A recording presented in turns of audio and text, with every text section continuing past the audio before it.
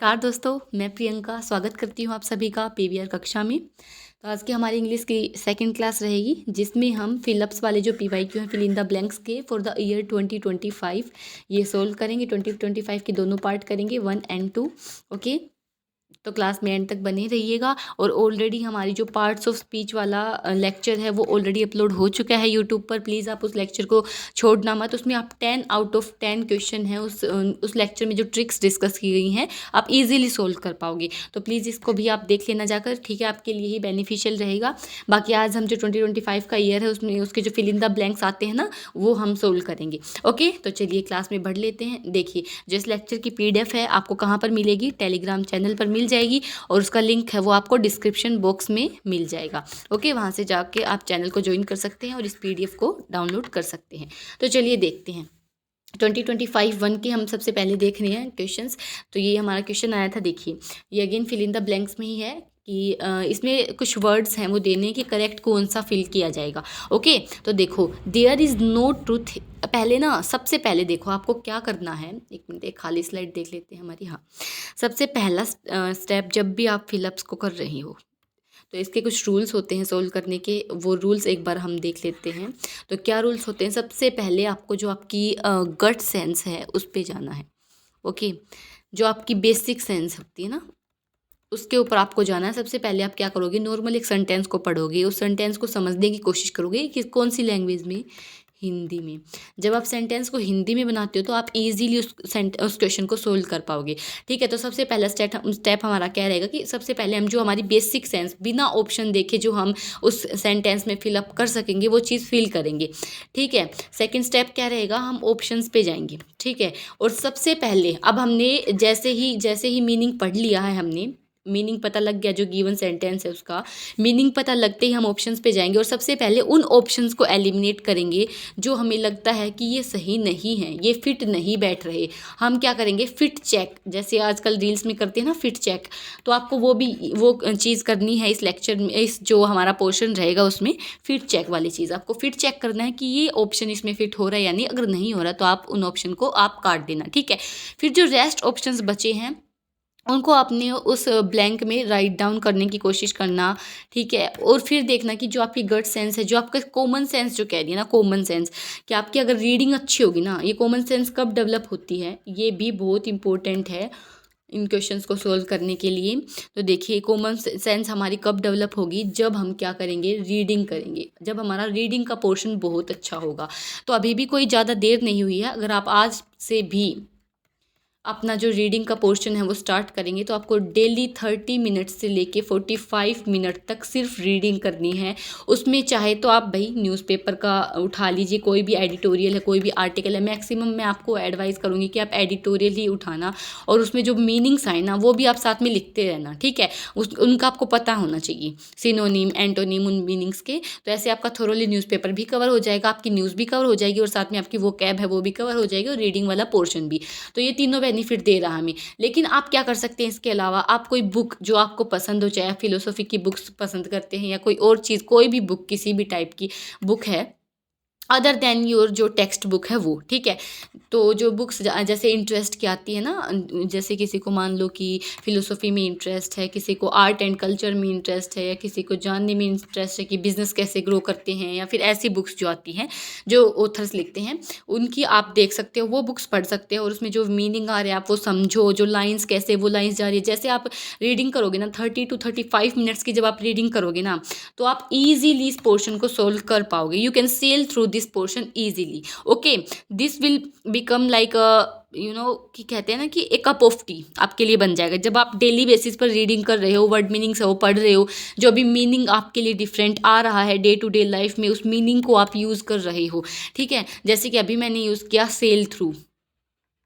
ठीक है, इस वर्ड का मीनिंग नहीं पता है तो आप जाके सर्च करो इसका मीनिंग, है ना। तो ऐसे आप कर सकते हो ये चीज़ें। ठीक है, तो सबसे पहले आपको मेथड पता होना चाहिए कि हमें जो ये हमारा फिलअप्स वाला पोर्शन आता है ना, ये आपको अब क्या कर दिया, पैराग्राफ की फॉर्म में भी देने लग गए हैं कि आपको एक पूरा पैराग्राफ दे दिया जाता है, पैराग्राफ दे दिया जाता है, और उसमें क्या करते हैं कि कुछ वर्ड मीनिंग्स दे दिए जाते हैं, जैसे कुछ मीनिंग सो सॉरी ठीक है, कुछ मीनिंग्स आपको दे दिए जाएंगे और वो आपको सोल्व करने होते हैं। ठीक है, ऐसा पोर्शन आने लगा। तो ये सारी चीज़ें ना बेसिक तो एक ही रामबाण इन चीज़ों का इलाज है। भैया आप अपनी रीडिंग जो स्किल्स है ना उसको डेवलप करिए प्लीज़। ठीक है, बाकी हम अपने लेक्चर में चीज़ें तो डिस्कस करेंगे, बट स्टिल आप रीडिंग आपको करनी है। आज से भी अगर आप स्टार्ट करोगे तो 30 से 45 मिनट आपको रीडिंग में देने हैं। ओके, तो सबसे पहले आपको बिना ऑप्शन देखिए अपनी जो कॉमन सेंस है उसको यूज़ करके उसका आंसर लाने की कोशिश करनी है। फिर आप ऑप्शंस को देखोगे, एलिमिनेट करोगे और उसके बाद आप अपना जो आंसर है, फाइनल आंसर है, उसको चेक करना है। ओके, और इसी वे में हम चलेंगे। ठीक है, आई होप आपको सारी चीज़ें समझ आ गई होंगी। ठीक है, तो आपको इसी वे में ये जो पोर्शन है ना, जैसे कि देखो कुछ तो हमारे ग्रामर के रूल्स आते हैं, कुछ तो हम उसके थ्रू करते हैं सोल्व। ठीक है, और कुछ हमारे आते हैं रीडिंग के बेसिस पे, जैसे कि जो वोकैब है, वोकैब आप कुछ याद कर सकते हो। जैसे आपने एडिटोरियल पढ़ा, उसमें से आपने कुछ लिख लिए, कुछ आपके जो डे टू डे एडिटोरियल में आ रहे हैं वो रिपीट हो जाते हैं। ठीक है, हम जब PYQs करेंगे तब भी देखेंगे ये सब चीज़ें, है ना। जैसे कि वोकैब है, उसके सिनोनिम, एंटोनिम, जो ऑप्शंस में जो वोकैब गिवन है, ऑप्शंस जो गिवन है उनको भी हम प्रॉपर डिटेल में देखेंगे, उसका हर एक चीज़।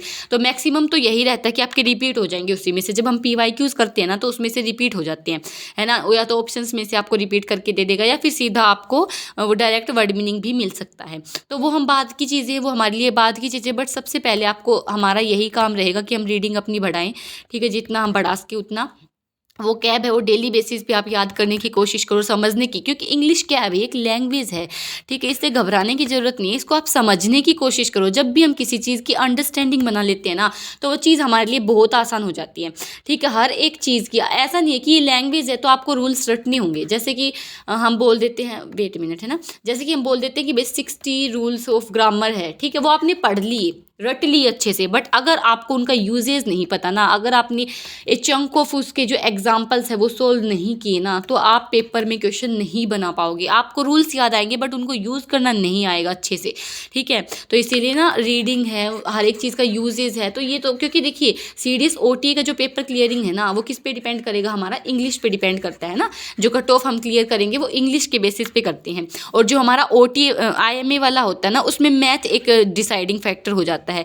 ठीक है, तो हमारे लिए क्या है, OTA वालों के लिए क्या है, एक डिसाइडिंग फैक्टर इंग्लिश है। तो इंग्लिश पे हमें बहुत ध्यान देना है। ओके, चलिए बढ़ते हैं अब अपने क्वेश्चंस पर। काफ़ी चीज़ें हम डिस्कस कर चुके हैं, ये आप प्लीज़ अपने नोट्स में इस चीज़ को नोट डाउन कर लो, है ना। ये आपके लिए बहुत हेल्पफुल रहेगी जब आप फिलअप्स को सोल्व करोगे। ठीक है, तो चलिए स्टार्ट करते हैं। देखिए पहला क्या है कि there is no truth in blank okay claims even though they have been clearly stated. अब आपको स्टेटमेंट पढ़ के पहले इसकी हिंदी बनाएंगे। ओके, हम अपने स्टेप्स को फॉलो करेंगे। तो पहला स्टेप हमारा क्या था, हिंदी बनाना। तो देखिए देयर इज़ नो ट्रूथ मतलब कोई भी सच्चाई नहीं है इन किस में, क्लेम्स में, जो दावे आप कर रहे हो, even though they have been cleverly stated, चाहे वो आपने कितनी भी चालाकी से कोई भी अपनी बात कही है बट वो सच नहीं है। अब इसमें हमारी गट सेंस क्या कहेगी कि मतलब कुछ दावे के लिए है भाई, अगर आपने वो कह भी दिए बट वो सच नहीं है, कुछ भी उसमें सच्चाई नहीं है। ठीक है, तो किन क्लेम्स के बारे में बात कर रहा है, ये क्वेश्चन आएगा ना कि भाई कौन से क्लेम, है ना भाई, there is no truth in claims, but कौन से क्लेम्स, है ना, कौन से दावे, ये आएगा ना। तो इसमें देखिए अब ये हमें पता लग गया कि इसमें पूछा क्या है। ठीक है, हिंदी कर ली। सेकेंड अब हम आएंगे ऑप्शंस पे। देखिए 10 हैं तो यहाँ पर हमें हमारी कॉमन सेंस बोलेगी कि नहीं भाई 10 तो यहाँ पर बिल्कुल भी सूट नहीं कर रहा है, सपोज्ड है, ये भी नहीं। देखो देयर इज नो ट्रूथ, चलिए एक बार डाल के देख लेते हैं ना। पहला हम बहुत अच्छे से शांति से सोल्व करेंगे, उसके बाद तो फटाफट अगर आपको एक बार समझ आ गया ना मेथड हमें क्या अप्लाई करना है और साथ में किस तरीके से चलना है, तो फिर आगे सारे क्वेश्चन अपने आप धीरे धीरे सोल्व होते जाएंगे। ठीक है, बस आपको प्रैक्टिस तो देखो अपने एंड से करनी ही पड़ेगी, हम तो सिर्फ आपको बता सकते हैं, है ना। प्रैक्टिस तो आपको अपने एंड से करनी पड़ेगी। देखिए there is no truth in claims. Okay, चलिए पहला भर के देखते हैं कि भाई इन 10, आपको ऐसे ना एग्जाम में नहीं करना है, आप घबराइए मत बिल्कुल भी। कहीं ये सोचो कि मैम एग्जाम में अगर ऐसे करने लगे तो बहुत टाइम लग जाएगा, आपको ये चीज़ एग्जाम में नहीं। सबसे पहले जब भी हम किसी चीज़ को करते हैं, अगर हम उसमें टाइम कम लगाना चाहते हैं तो उसके लिए हम क्या करते हैं, अंडरस्टैंडिंग बनाएंगे, उसकी प्रैक्टिस करेंगे बार बार। जब भी हम practice makes a man perfect, है ना। जब हम एक चीज़ की बार बार प्रैक्टिस करते हैं तो हमारा माइंड उस कमांड को पकड़ने लगता है, और जैसे ही माइंड पकड़ने लगेगा ना आपको खुद अंदर से आने लगेंगी गट सेंस की नहीं भाई इसका तो यही हो सकता है। ठीक है, तो ये हमारा क्या रहेगा, चाहे आप एक स्टार्टर हैं, चाहे आप बहुत ज़्यादा फ्लुएंट हैं इंग्लिश में, बट हम एक पॉइंट ऑफ व्यू से पढ़ा रहे हैं। किसके पॉइंट ऑफ व्यू से पढ़ाएंगे हम, एज एक स्टार्टर की कोई स्टार्ट कर रहा है जिसका पहला अटैम्प्ट होगा। ठीक है, उसके पॉइंट ऑफ व्यू से आपको क्लास में चीज़ें बताई जाएंगी। ओके, तो देखिए अभी सेंटेंस में हमने देख लिया कि भाई there is no truth in 10 claims, तो 10 क्लेम्स कुछ बना है ना, ये रिजल्ट के लिए हम यूज़ करते हैं मेनली, है ना, तो 10 क्लेम्स तो इसमें कुछ सेंस ही नहीं दे रहा है, तो ये हमारा ऑप्शन कट गया। चलिए नेक्स्ट ऑप्शन को देखें अब क्या है हमारा। नेक्स्ट ऑप्शन क्या है, देखो देयर। अब इसमें अगर देयर ये वाला होता ना तो हम थोड़े कंफ्यूज हो सकते थे, लेकिन ये जगह के लिए यूज़ किया जाता है, ठीक है, तो ये तो आउटराइटली गलत है। देखो आपको जब इंग्लिश सीखनी है ना तो आपकी कमांड हिंदी पर भी होनी चाहिए। ऐसा नहीं है कि मैं कह रही हूँ कि आप ये ऐसे वर्ड यूज़ करने लग जाओ कि यद्यपि वगैरह जो वर्ड है, तथापि वगैरह, नहीं ऐसा कुछ नहीं है, बट आपको बेसिक जो वर्ड्स है ना उनका हिंदी में मीनिंग पता होना ही चाहिए। ये आपके लिए जब भी आप किसी लैंग्वेज की अंडरस्टैंडिंग बनाना चाहोगे ना, चाहे आप फ्रेंच ही लर्न करना चाह रहे हो, तो उसके लिए आपकी इंग्लिश पे कमांड होनी चाहिए, और इंग्लिश पे कमांड होने के लिए आपकी हिंदी पे, जो आपकी मातृभाषा, चाहे वो हिंदी है, चाहे वो मलयालम है, चाहे वो तेलुगु है, आपको उसकी भी कमांड आपको होनी ही चाहिए, ठीक है, तभी आप अदर चीज़ों की कमांड कर पाओगे, अदर जो लैंग्वेज हैं उसकी कमांड कर पाओगे। तो चलिए क्वेश्चन आपके लिए कमेंट सेक्शन में कि जो मल्टीपल लैंग्वेज जो जानता है उस इंसान के लिए एक सिंगल वर्ड हम यूज़ करते हैं, मल्टीपल लैंग्वेजेस को जो जानता है, तो आपको वो कमेंट सेक्शन में बताना है उसका नाम क्या है, ठीक है, उसको हम किस वर्ड से डिनोट करते हैं, ठीक है। वन वर्ड सब्सटीट्यूशन में हम पढ़ते हैं ना ये सब चीज़ें। तो चलिए देखो देयर भी नहीं आएगा। अगर देखिए ये वाला देयर है ना कि there is no truth in their claims even though they have, हाँ, तो ये सेंस बना रहा है यहाँ पर कि भाई उनके क्लेम्स में कोई ऐसी सच्चाई नहीं है जो दावे उन्होंने किए हैं, तब हो सकता था, बट ये वाला जो देयर है वो जगह के लिए यूज़ होगा। ओके चलिए देखिए supposed, there is no truth in supposed claims, जो आपने मान लिए नहीं, ये देखिए यहाँ पर आपका बिल्कुल भी ये सेंटेंस नहीं जा रहा कि आप सपोज्ड की मान लिया गया, ऐसा कुछ भी नहीं है, ठीक है, ये भी बिल्कुल भी नहीं जा रहा है इस सेंटेंस के साथ। तो लास्ट हमारा ऑप्शन बच गया क्या, दीज, कि there is no claims in these, there is no truth in these claims, जो ये आप क्लेम कर रहे हो ना इनमें कोई भी सच्चाई नहीं है। किस क्लेम के बारे में कह रहे हैं भाई, ये क्लेम्स, ठीक है, क्लेम्स के ऊपर यहाँ पर प्रेशराइज किया जा रहा है ना, फोर्स किया जा रहा है क्लेम के ऊपर कि दीज क्लेम्स जो आप कर रहे हो ना, ये दावे जो आप कर रहे हो, तो इन क्लेम्स में कोई भी सच्चाई नहीं, तो यहाँ पर क्या आ जाएगा हमारा ऑप्शन डी। अब देखिए हमने बहुत अच्छे से समझा है, ठीक है। अब आई होप कि आपको अब जो हम आगे क्वेश्चन करेंगे इतना डिटेल में नहीं पढ़ने की जरूरत पड़ेगी, हालांकि हम सेकंड जो क्वेश्चन करेंगे उसको भी डिटेल में पढ़ेंगे, ठीक है। बाकी कोई भी आपको डाउट होगा आप टेलीग्राम चैनल पर पूछ सकते हैं, आप कमेंट सेक्शन में पूछ सकते हैं, ठीक है, कहीं भी आप। ओके तो चलिए moving on to the next question. देखिए यहाँ पर अगेन, यहाँ पर देखिए जो नोट्स गिवन है ना, ये आपकी हेल्प के लिए है कि आपको चीज़ें बाद में भी, अगर आप थोड़ी बहुत चीज़ें भूल जाते हैं, इट्स नॉर्मल, अगर आप रिकॉल नहीं कर पा रहे हैं चीज़ें, तो यहाँ से भी आप पढ़ सकते हैं कि दीज क्या है, डिमोन्स्ट्रेट, मतलब ये डिमोन्स्ट्रेट कर रहा है कि ये क्लेम्स है ना, हिंदी में बनाने की कोशिश करो, है ना, पॉइंट आउट कर रहा है किसी चीज़ को, किसको, क्लेम्स को पॉइंट आउट कर रहा है, ठीक है। तो बाकी ज़्यादा इसमें जो नोट्स है ना, जैसे कि देखो हमें तो हर एक पर्सपेक्टिव के स्टूडेंट के लिए चीज़ें करनी होती है ना, ऐसा नहीं है कि कोई बहुत डिटेल में नहीं पढ़ना चाह रहा है तो हम उसके लिए ही सब चीज़ें बना दिया, फिर कोई डिटेल में पढ़ना चाह रहा है तो उसके लिए कुछ ही ना करे, तो ऐसा नहीं हो सकता है। डिटेल में भी हैं काफ़ी चीज़ें, बट जो लेक्चर एक बार देख लेगा ना आपको सारी चीज़ें पक्का से समझ आ जाएंगी, ठीक है। चलिए सेकंड क्वेश्चन देख लेते हैं एक बार, ठीक है।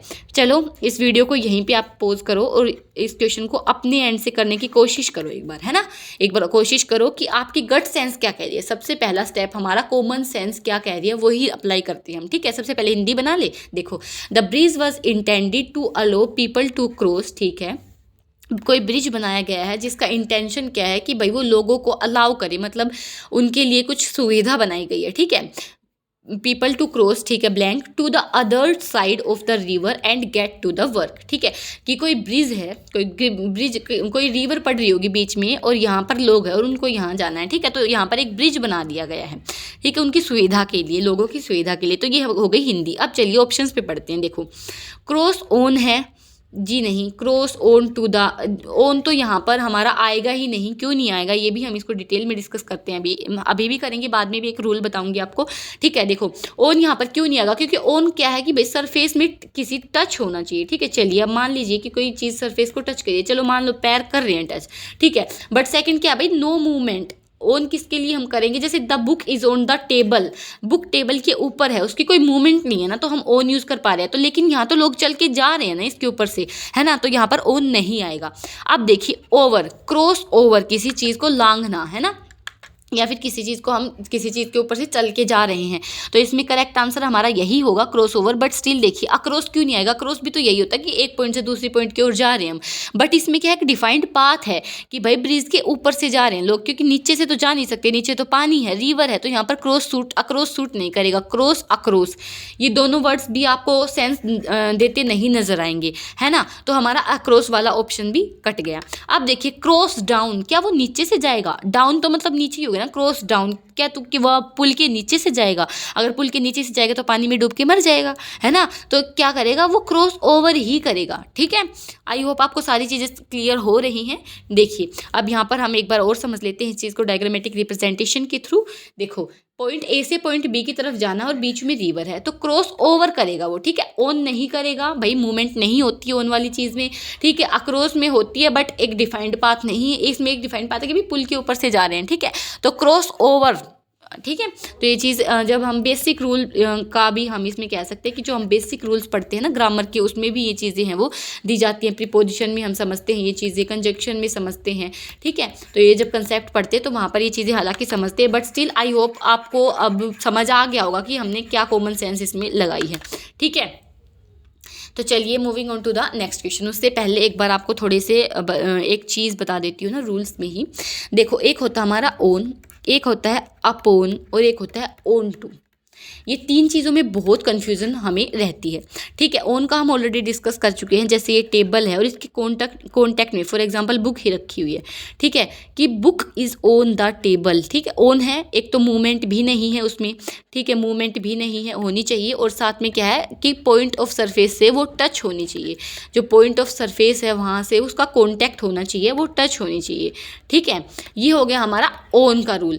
अब जो सेकेंड रूल रहेगा वो क्या रहेगा हमारा अपोन का रूल। अपोन मतलब कि किसी चीज फॉर एग्जांपल उसमें क्या है मूवमेंट है कि गिर के टच करता है वो, ठीक है, गिर के टच करना, इसको हम अपोन कहते हैं। इसमें क्या है मूवमेंट होती है हमारी, तो ये मूवमेंट का आपको याद रखना है, ठीक है। इस अपोन में क्या है हमारी मूवमेंट होती है, ओके। ऑन टू क्या है कि किसी चीज़ पे जंप करना, ठीक है। इन टू है, ऑन टू है, तो ऑन टू क्या हो जाएगा हमारा जंप करना, ठीक है। तो ये चीज़ आपको याद रखनी है। अब देखिए कुछ और भी वर्ड्स हैं, फॉर एग्जाम्पल जैसे कि अब मान लो कि पाउंस है, एक पाउंस वर्ड है, इसका मतलब होता है झपट्टा मारना, झपट्टा मारना, पाउंस। तो पाउंस का अब हम कौन सा यूज़ करेंगे कि भाई जैसे पाउंस का हम मूवमेंट हो रही है ना पाउंस में, तो पाउंस ऑन तो हम यूज़ नहीं कर सकते, है ना। ऑन तो हम बिल्कुल भी यूज़ नहीं करेंगे। पाउंस अपॉन यूज़ कर सकते क्योंकि अपॉन में मूवमेंट होती है ना। तो पाउंस अपॉन झपट्टा मारना, उसके ऊपर गिर गया या गिर के टच करना, है ना। तो ये चीज़ हो गई। अब देखिए एक चीज़ और भी होती है इसमें, देखो एक ओवर जो हमने पढ़ा अभी, ओवर वाला, ओवर में क्या होता है ऊपर, और इसमें क्या होगा हमारा वर्टिकली अपवर्ड हम चीज़ देखते हैं, ठीक है, हॉरिजॉन्टल नहीं देखते, इसमें वर्टिकली अपवर्ड चीज़ें देखी जाती है। जैसे ब्रिज है वो वर्टिकली अपवर्ड था, ठीक है। तो इसमें हाइट के लिए हम यूज़ करेंगे ओवर को, और साथ में ऊपर वाली चीज़, क्योंकि कोई किसी चीज़ के ऊपर चल रहे हैं ना, ब्रिज के ऊपर चलेंगे ना, तो ऊपर पर कौन सा हाइट के लिए, हाइट के लिए हम यूज़ करेंगे, पर कौन सी हाइट के लिए, वर्टिकल हाइट के लिए इसको हम यूज़ करेंगे। अंडर क्या है हमारा, अंडर हो जाएगा किसी चीज़ के नीचे, तो ये अगेन ये अंडर है हमारा, ये वर्टिकली जो किसी चीज़ के हम नीचे रहेंगे, वेट, वर्टिकली हम किसी चीज़ के नीचे रहेंगे तो हम अंडर का यूज़ करते हैं, ओके, वर्टिकली, ठीक है। बिलो भी नीचे होता है, बिलो अगेन। अब देखो क्या फ़र्क है इनमें, एक होता है बिलो और एक फिर हमारा बच गया अबव। तो ये चार वर्ड है जो हमें कंफ्यूज करेंगे। तो अबव क्या हो गया, ये हॉरिजॉन्टली, जो हॉरिजॉन्टल होता है ना, हॉरिजॉन्टली अबव है किसी चीज़ से, मतलब हॉरिजॉन्टल अपवर्ड जो मूवमेंट होती है उसके लिए हम अबव कहेंगे, ठीक है। और बाकी अगर ये किसी सेंटेंस पे आएगा तो फिर आपको और भी अच्छे से समझ आ जाएगा, ओके। देखिए अंडर हो गया, बिलो, बिलो भी नीचे होता है, बट ये अगेन हमारा क्या होता है हॉरिजॉन्टली नीचे, कि किसी चीज़ के नीचे दे दिया, जैसे कि the dog is below the table, तो वो हॉरिजॉन्टली है ना, कि ऐसा तो नहीं है कि बिलो द टेबल है पर वो ऊपर बैठा हुआ है, ऐसा तो कुछ नहीं है ना।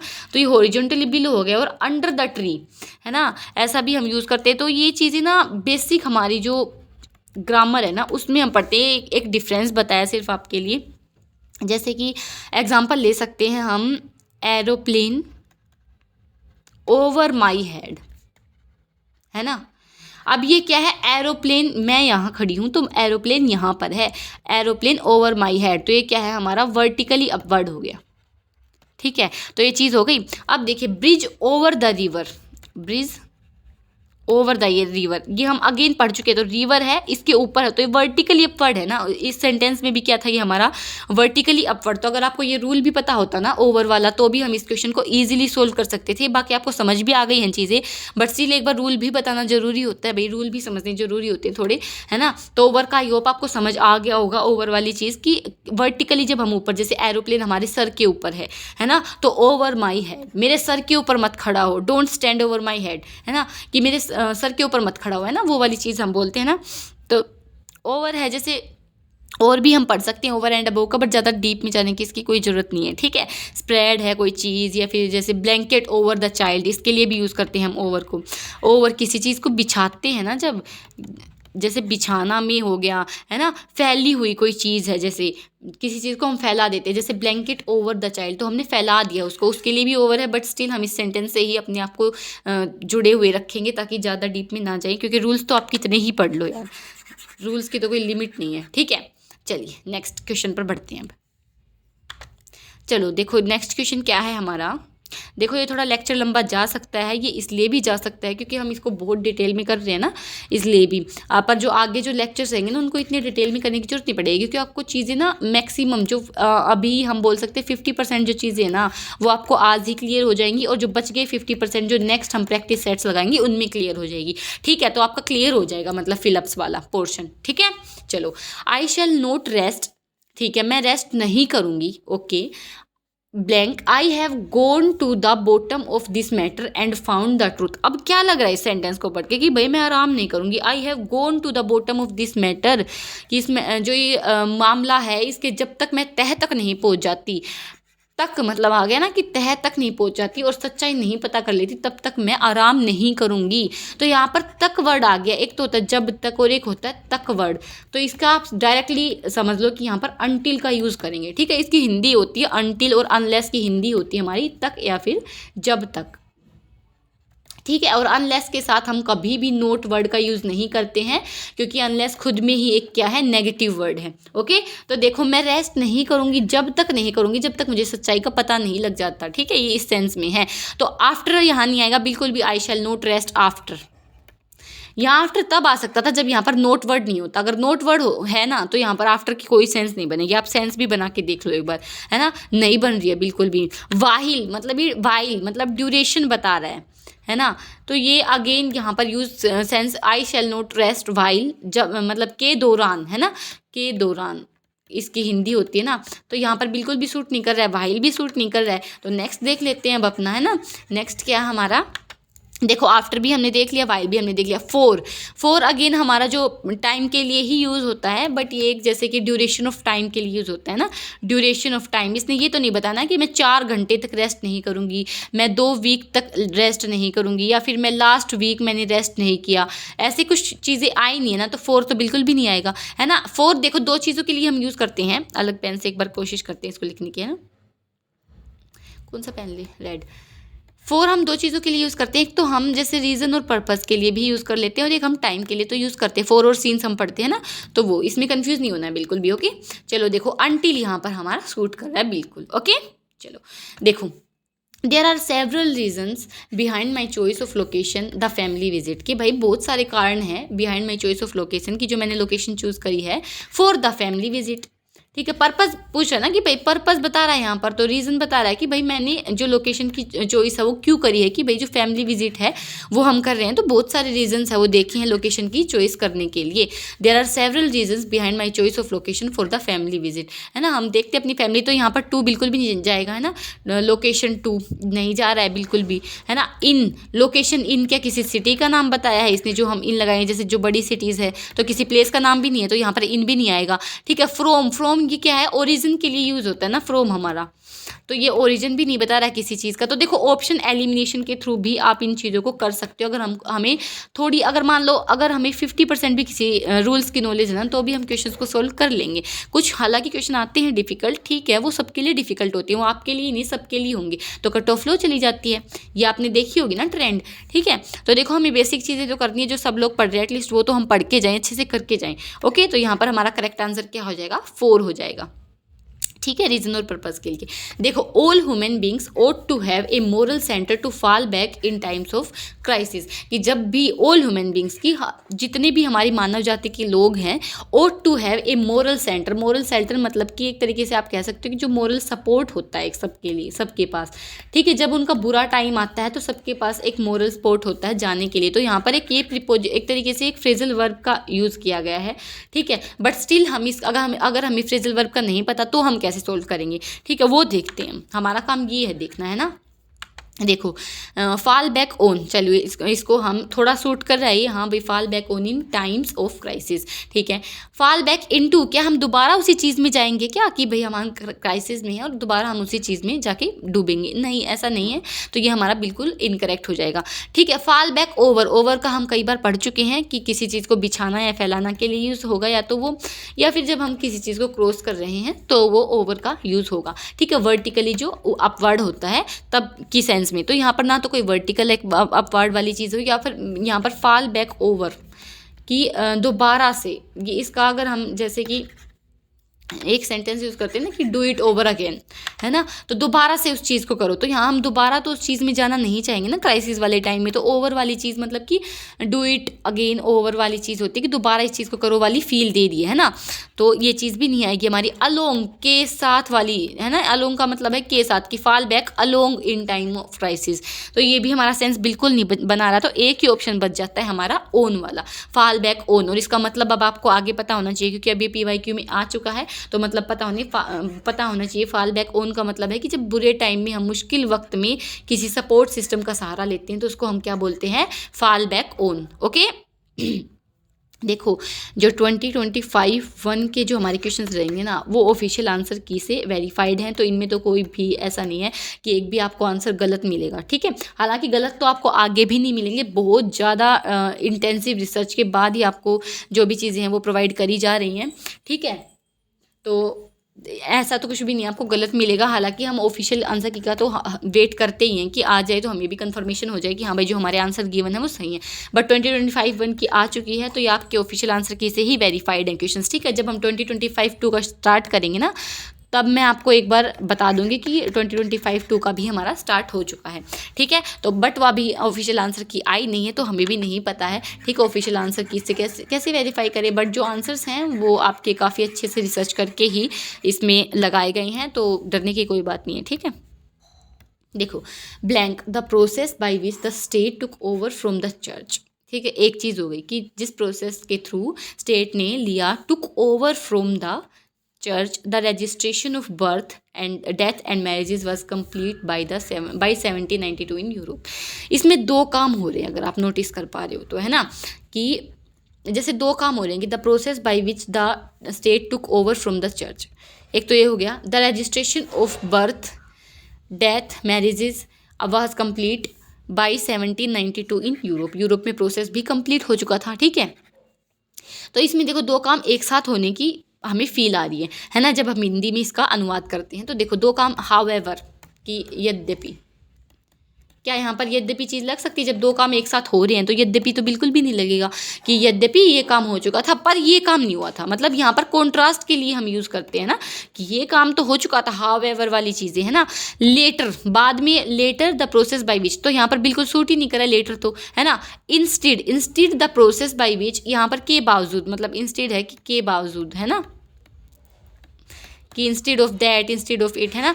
बट यहाँ पर बिसाइड्स का आपको मतलब पता होना चाहिए कि के साथ, ठीक है।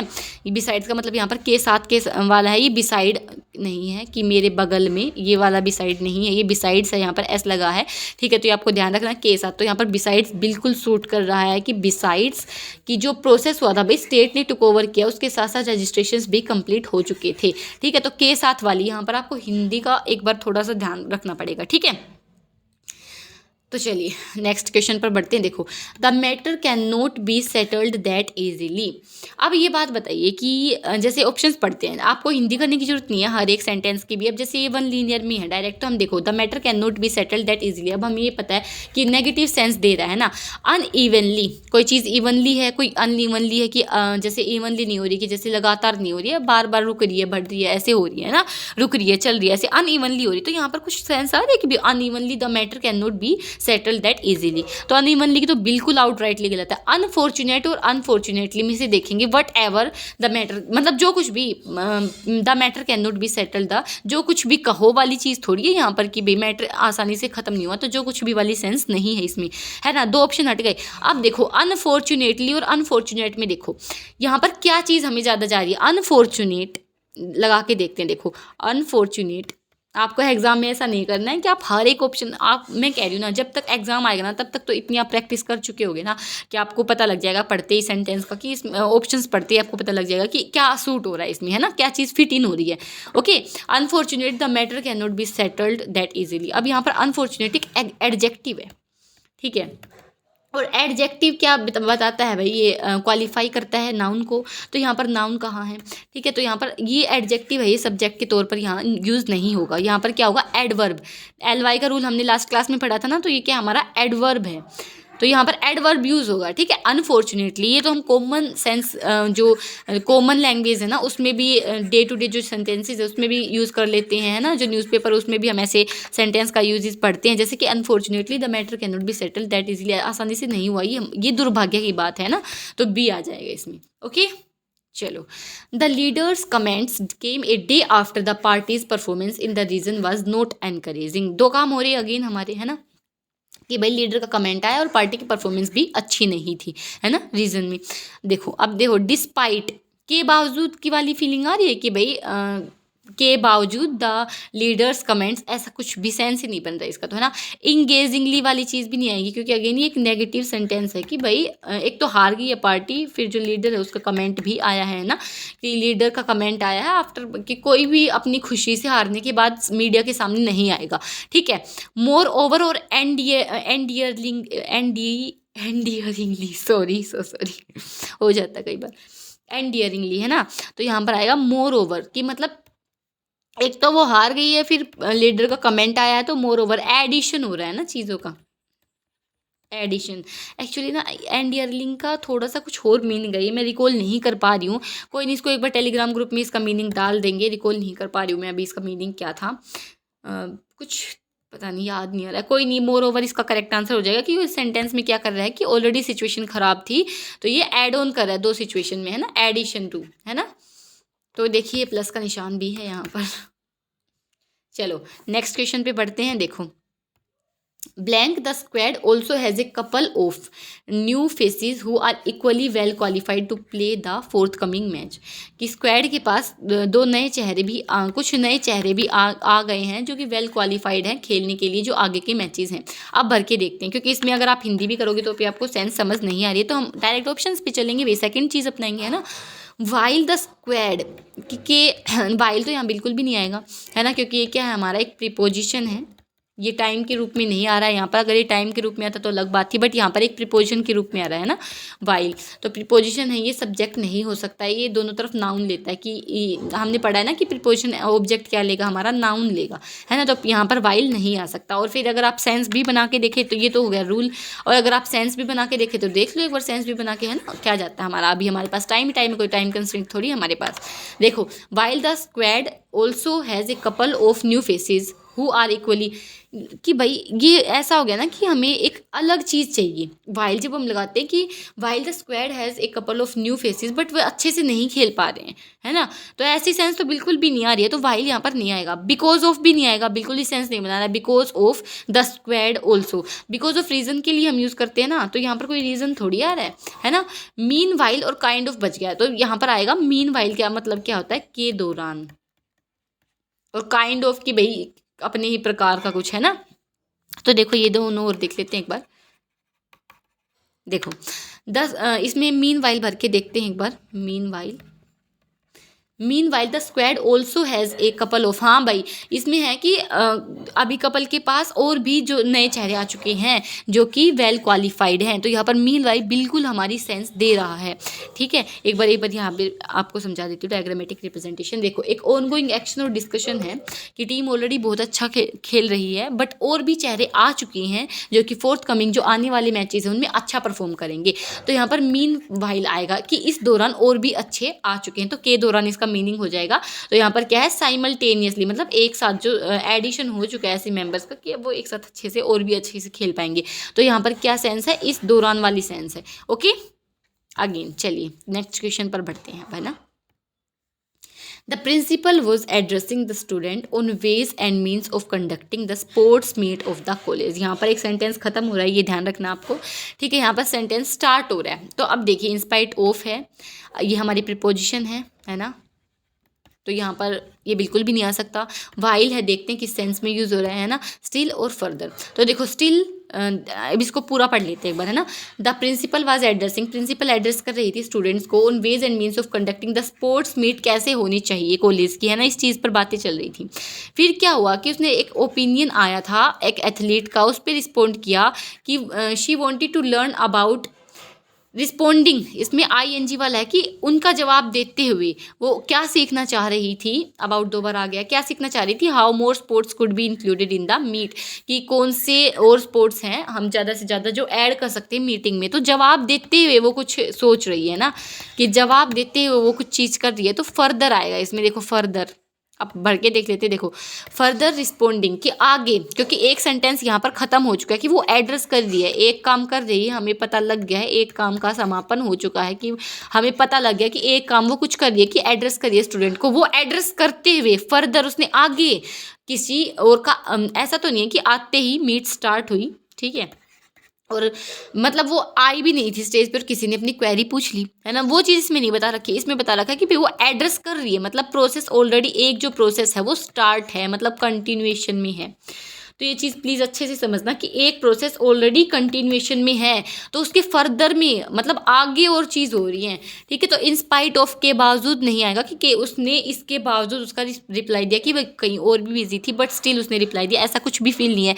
वाइल भी यहाँ पर नहीं आएगा, है ना, स्टिल ये भी नहीं आएगा, है ना। तो फर्दर ही बच गया हमारा। तो आप सेंस देखो सेंस बिल्कुल जा रही है कि फर्दर की किसी चीज़ की कंटिन्यूएशन में आगे वो चीज़ कर दी है। ठीक है, चलो अब यहाँ से हमारे 2025 के जो 2025 का 2 हमारा पार्ट स्टार्ट हो चुका है। तो चलिए इनको भी देख लेते हैं। अब आपको आई होप थोड़ी चीज़ें समझ आने लगी होंगी, है ना, कुछ चीज़ें क्लियर हुई होंगी।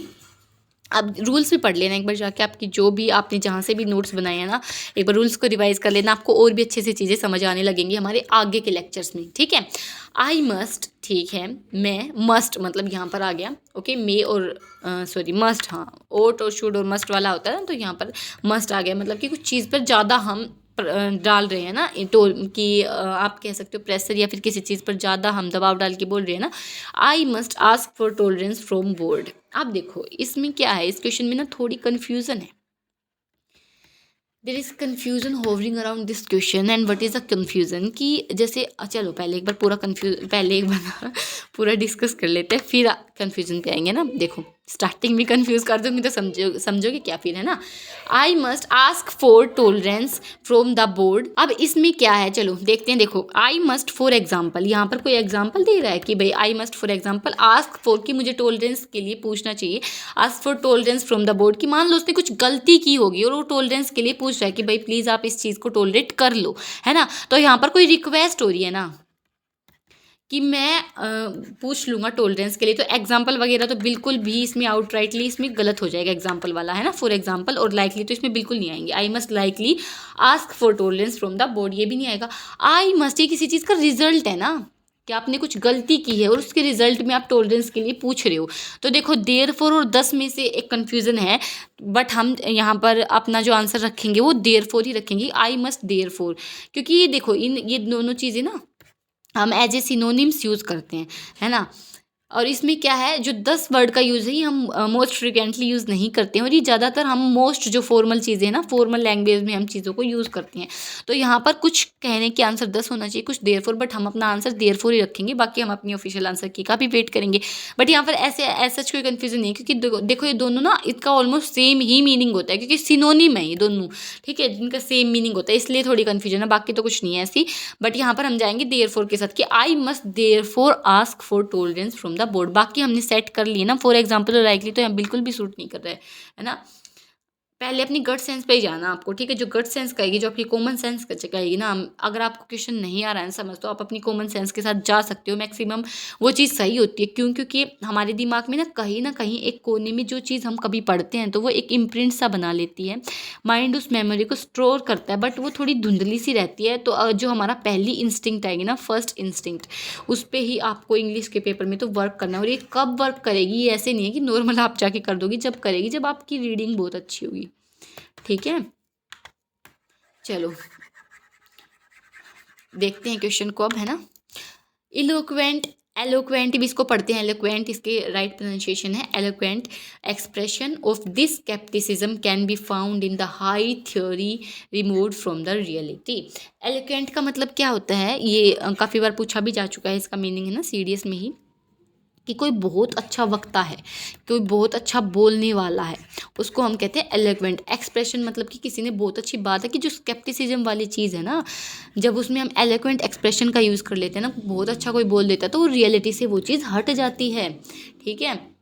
जैसे फॉर एग्जांपल कोई लीडर है और वो कोई स्केप्टिसिज्म, जो मतलब ऐसी चीज़ नहीं है टॉलरेट करने वाली, या फिर जो अच्छी चीज़ नहीं है ना, कोई ऐसी चीज़ है स्केप्टिसिज्म वाली, तो जब वो चीज़ बोलता है, लेकिन उसकी बोलने की टेक्निक इतनी अच्छी है कि उस पर लोग विश्वास कर लेते हैं, बट वो रियलिटी से हट के हो जाती है वो चीज़, है ना।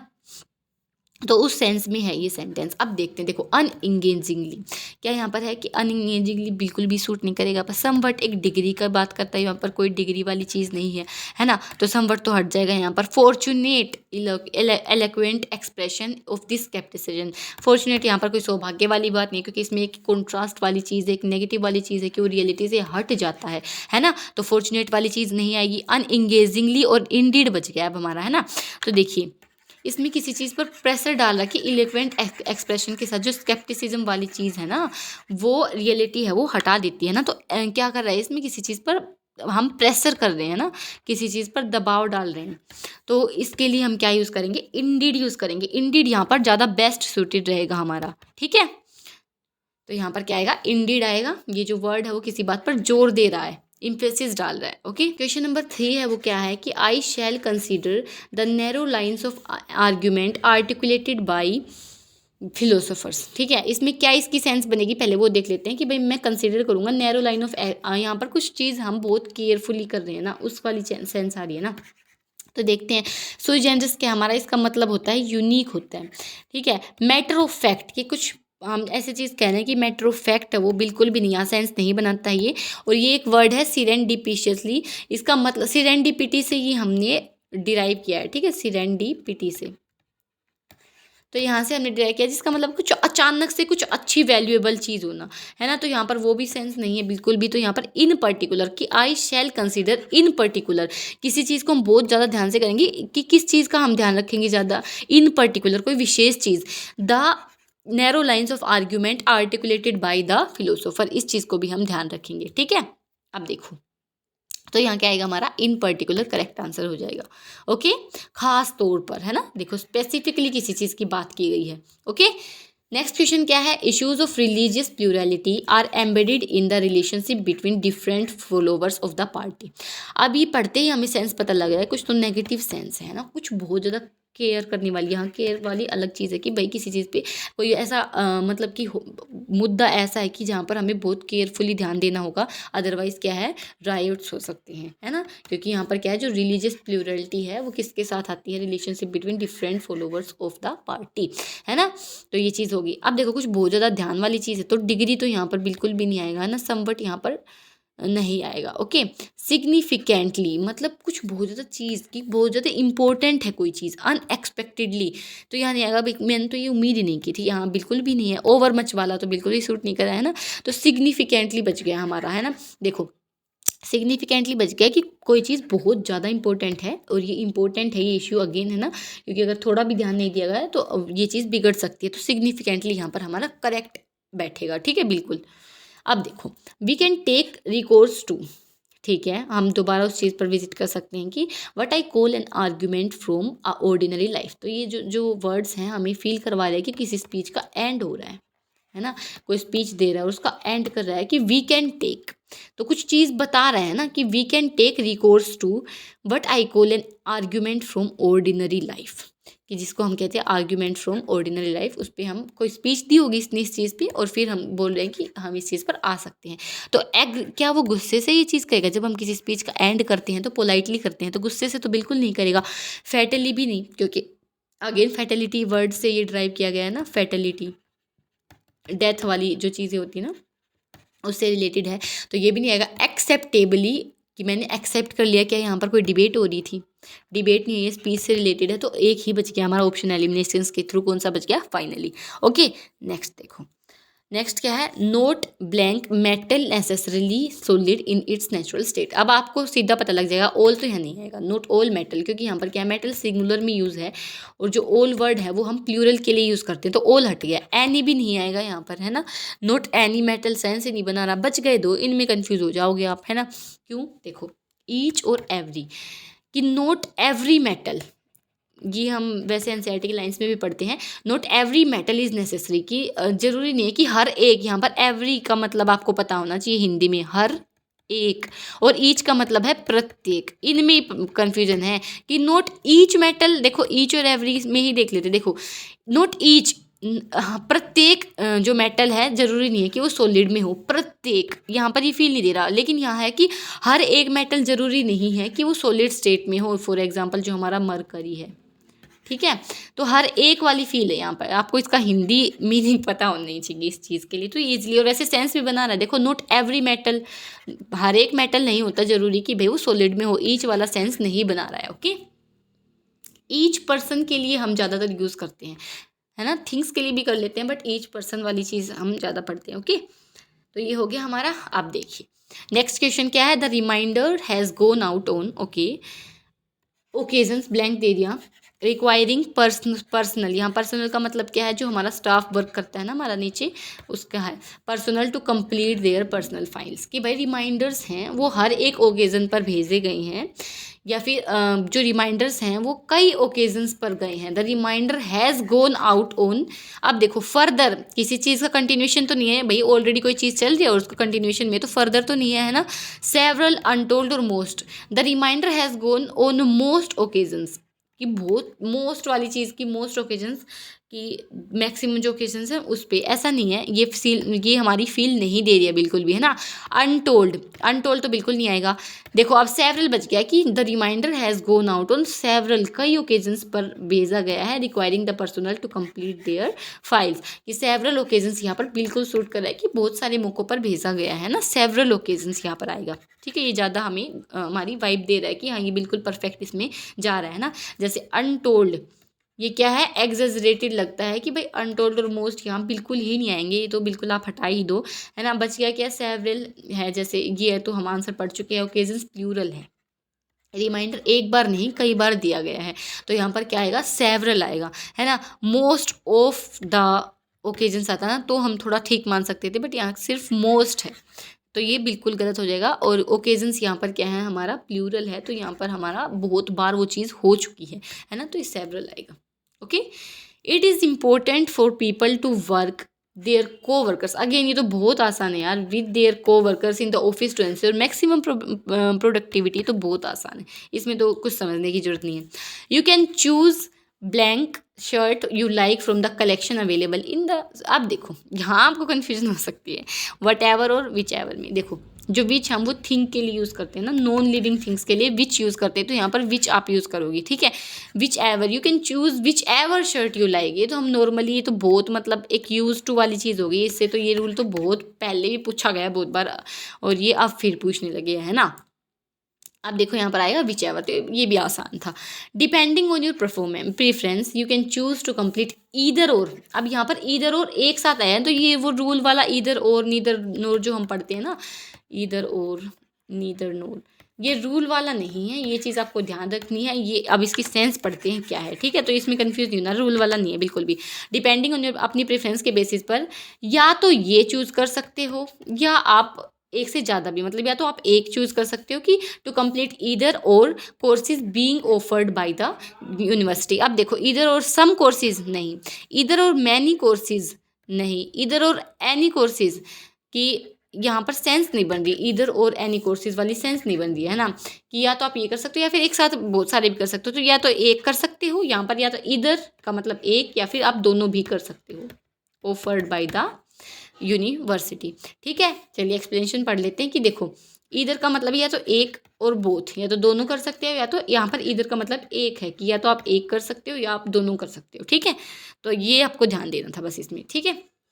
तो चलिए यहाँ पर हमारे जो 2025 के हैं वो खत्म होते हैं। एक मिनट, जो हमारी ब्लैंक स्लाइड है ना उसमें चलते हैं फटाफट से।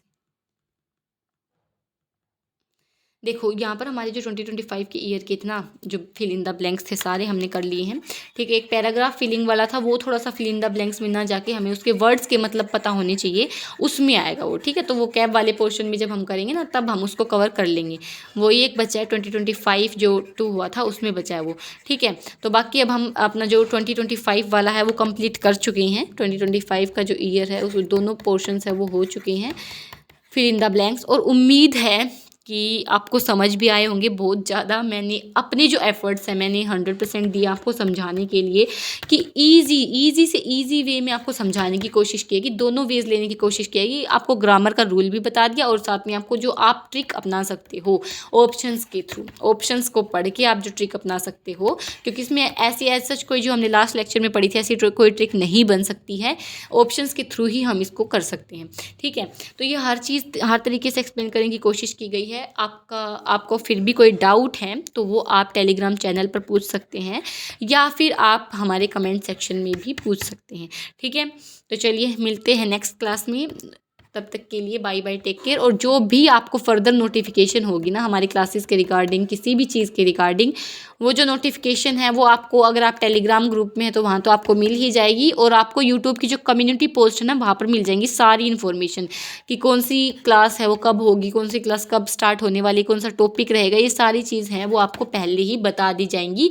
जो टॉपिक का है वो तो शॉर्ट के थ्रू अपलोड कर दिया जाएगा इंग्लिश का, ताकि आप ऑलरेडी अपने आप को प्रिपेयर रखें, ठीक है।